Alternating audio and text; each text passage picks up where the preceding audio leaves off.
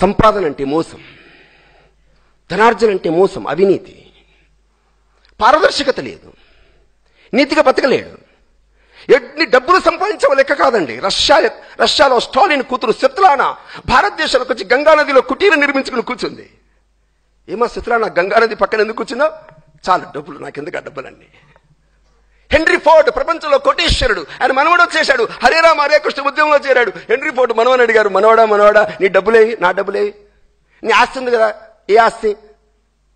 అరే మీ తాత నుంచి మీ తండ్రి నుంచి సంక్రమించినటువంటి ఆస్తి అది శ్రీకృష్ణుడిది, నాది లేదన్నాడు. నీ డబ్బులు ఎవడిగాడు, నీ ఆస్తులు ఎవడెరిగాడు? ఏమండి, వ్యక్తిత్వంతో రూపుదిద్దుకుని ఈ సమాజానికి సేవ చేసే గుణం కలిగినటువంటి వ్యక్తుల యొక్క ప్రభావ జీవితాలే రాబోయేటువంటి తరాన్ని, రాబోయేటువంటి సంస్కృతిని ఒక గంగా స్రవంతిలా ముందుకు నడిపేటువంటి దేశం అది నా భారతదేశం ప్రపంచంలో. మీకు తెలిసిన భారతదేశం పుట్టినప్పుడు, భారతదేశం సంస్కృతి నడుస్తున్నప్పుడు ఈ దేశంతో పోటీ పడి సూపర్ పవర్ దేశాలుగా ప్రపంచంలో ఉన్నటువంటి రోమ్ దేశం ఎక్కడుంది? ప్రపంచంలో వస్త్రాలు తయారు చేసి, వస్తువులు తయారు చేసి, విదేశాలకు ఎగుమతి చేసి, విదేశ మార్గ ద్రవ్యాన్ని సంపాదించి ఒక ధనిక సామ్రాజ్యంగా వెలిసిన రోమ్ లేదా ఇప్పుడు ప్రపంచంలో? ఒకప్పుడు ఈజిప్టులో ఉండేటువంటి మమ్మీలు, ఆ మమ్మీల పైన కప్పేటువంటి బట్ట భారతదేశం నుంచి ఎగుమతి అవుతుంటే నాణ్యమైన బట్ట కోసం ఆ విధంగా ఈజిప్ట్ తపతపలాడిందే. అలాంటి ఈజిప్ట్ సంస్కృతి ఈ రోజున ప్రపంచంలో ఏది? అస్సీరియా, సుమేరియా, బాబిలోనియా, మెసపెటోమియా, ఒకటి కాదు, రెండు కాదు, 48 దేశాల సంస్కృతులు కాలగర్భంలో కలిసిపోతే మిగిలినటువంటి ఒకే ఒక దేశం అది నా భారతదేశము ప్రపంచంలో.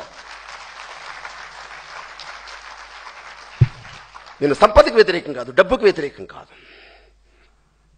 ఈ దేశం హిమాలయాల్లో కూర్చుని ముక్కు మూసుకుని కేవలం ఆధ్యాత్మికత మాత్రమే బోధించలేదండి. సాంఘిక భద్రతని కోరుకుంది, భౌతికమైన సంపదని కోరుకుంది, మానవీయ సంబంధాల్ని కోరుకుంది.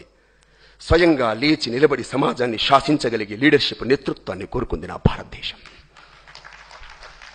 అందుకే ఈ దేశంలో ఇవాళ ఇంపాక్ట్ పేరుతో జరుగుతున్నటువంటి ఒక్కొక్క వ్యక్తి 10 నిమిషాలు 20 నిమిషాలు మాట్లాడుతుంటే వాళ్ళ జీవితాలు, నేను పుస్తకంలో చదివింది ఎవరెవరో చెప్పింది నేను చెప్తున్నాడు, కానీ వాళ్ళ జీవితాలు మీకు చూపిస్తున్నారే, ఇది మామూలు విషయం కాదండి. ఇది భారతదేశం ప్రపంచంలో,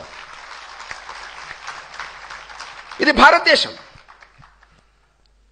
స్వతంత్రం రాకముందు, ఆంగ్లేయులు రాకముందు మీకు తెలిసిన 1757 కంటే ముందు 2000, 3000 సంవత్సరాలు, 5000 సంవత్సరాలకు పూర్వం ఈ దేశం యొక్క జాతీయ ఉత్పత్తిలో, జీడిపిలో నా భారతదేశం యొక్క శాతం ఎంతో తెలిసిన 32%. 32%. చైనా శాతం 29%. అమెరికా లేదప్పటికీ, అమెరికా లేదండి ప్రపంచంలో.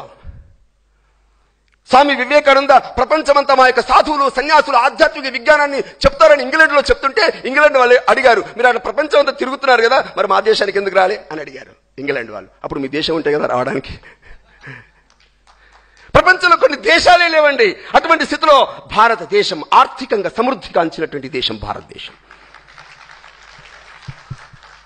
కాబట్టి ఈ దేశంలో ఉండే ఇండస్ట్రీ, ఈ దేశంలో ఉండే అగ్రికల్చర్, ఈ దేశంలో ఉండేటువంటి ట్రేడ్, వ్యాపారం, ఈ 3 రంగాల్లో ప్రపంచంలో మనతో పోటీకి పడేటువంటి దేశం ఒకే ఒక దేశం, అది చైనా. 1757 నుంచి మొదలుకొని మీకు తెలిసిన ఆంగ్లేయులు ఈ దేశంలో ప్రవేశించేంత వరకు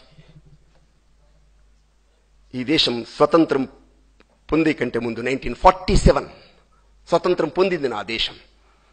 అప్పుడు నీ జీడిపిలో నీ వాటా ఎంతో తెలుసా? 2.2%. అప్పటి వరకు ప్రపంచంలో విశ్వవిఖ్యాతిగా ఎదిగినటువంటి నీ సంపద ఏమైంది? ఆంగ్లేయులు ఈ దేశంలో 250 సంవత్సరాలు ఈ దేశంలో ఉండేటువంటి పరిశ్రమని దోచుకున్నారు. ఇందాక చెప్పానే, గ్రామంలో ఒక్కొక్క ఆవుని, గోసంతతిని ఏ విధంగా దెబ్బతీశారో, ఈ దేశంలో ఉండేటువంటి నిపుణుల్ని, స్కిల్స్ కలిగినటువంటి వాళ్ళని ఎత్తుకుపోయారు. వాళ్ళ యొక్క కాళ్ళు, చేతులు, వాళ్ళ యొక్క అవయవాలు కోసేశారు. వాస్కోడిగామా లాంటి వాళ్ళు ఈ దేశానికి వచ్చి మన దేశంలో ఉండే కార్మికులను పట్టుకుని గోడ కొట్టి చంపేశారు ఈ దేశంలో. మీరు ఆశ్చర్యపోతారండి, 250 సంవత్సరాల కంటే ముందున్నటువంటి ప్రతి వ్యక్తి ఈ దేశంలో అరాచకాలు చేశాడు. ఈ దేశంలో నా దేశం ఇప్పుడు చూడలేదండి ఇట్లాంటి. నా దేశం ఇప్పుడు ఏమని కోరుకుంది? అతిథి దేవో భవ, మా ఇంటికి వస్తే అన్నం పెట్టేవాడిని, ఆ రోజు నిద్రపోతే నేను ఆశ్రయం ఇచ్చేవాడిని. కానీ ఇదేమిటి, నా దేశంలో ఏమంటే అడుక్కోవడానికి వచ్చి, వ్యాపారం చేయడానికి వచ్చి నన్నే దోచుకుపోతున్నాడే. ఆ విధంగా భారతదేశంలో 1757 నుంచి మనకు 1947 వరకు నా దేశం నుంచి ఇంగ్లాండ్ వాళ్ళు దోచుకుపోయిన పౌండ్లు ఎంతో తెలిసిన 4,000 కోట్ల పౌండ్లు. ఎవరు చెప్పారు? మనం చెప్పాలి. ఒక విదేశీయుడు చెప్పాడు. తన యొక్క మెడిసిన్, అంగస్ మెడిసిన్ చెప్పాడు. భారతదేశం దోచుకోబడింది. ఇవాళ ప్రపంచంలో ఒక రెవల్యూషన్, పారిశ్రామిక విప్లవంతో తొలితూగుతున్నటువంటి ఇంగ్లాండ్ వెనుక ఎవరున్నారు? నా కార్మికుల యొక్క తలలు, నా భారతదేశం యొక్క రక్తం ప్రవహిస్తుంది. నా యొక్క శ్రమ వెనుక ఇవాళ ఇంగ్లాండ్ తొలితూగుతుంది.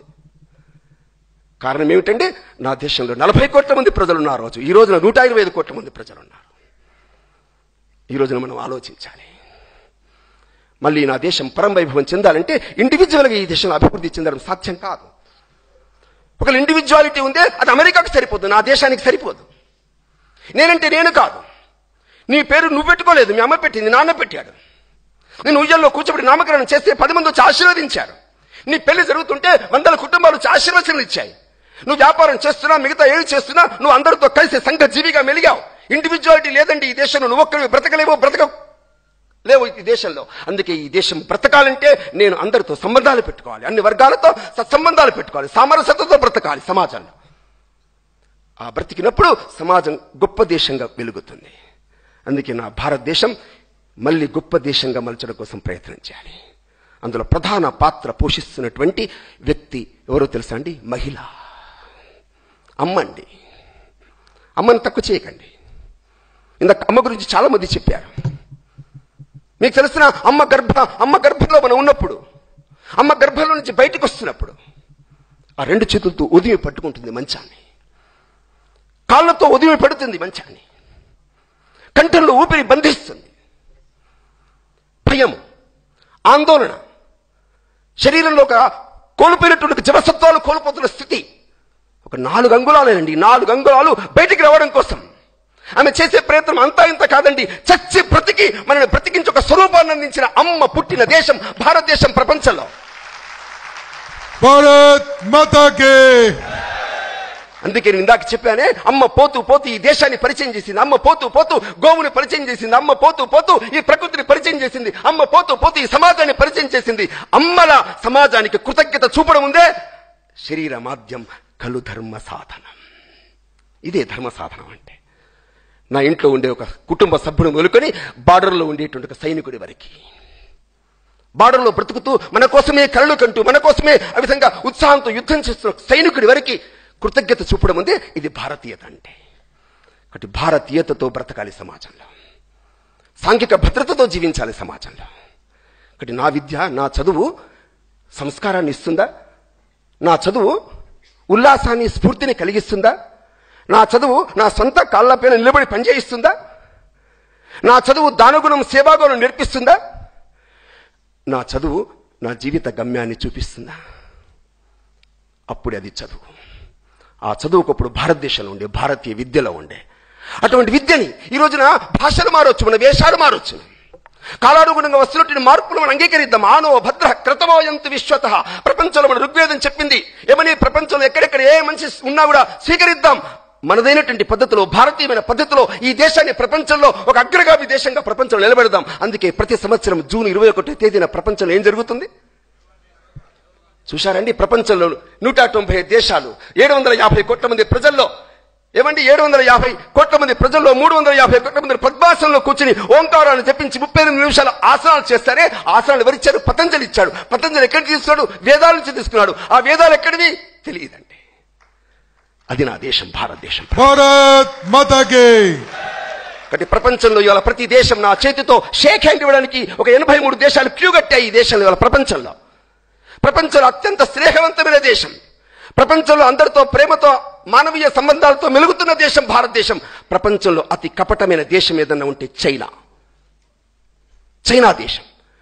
నా హిమాలయాల్లో ప్రవహిస్తున్న గంగా, నా హిమాలయాల నుంచి ప్రవహిస్తున్నటువంటి బ్రహ్మపుత్ర, ఆ నదులకి అడ్డకట్ట వేసి నా దేశానికి దాహం లేకుండా, అంటే దాహం తీర్చకుండా నా దేశంలో పంటలు నాశనమయ్యేటువంటి పద్ధతిలో ఒక కుతంత్రాలకి లోను పడుతుంది చైనా వస్తువులు ఎలా వాడతాం? చైనా కంప్యూటర్స్ ఎలా వాడతాం? చైనా సెల్ ఫోన్ ఎలా వాడతాం?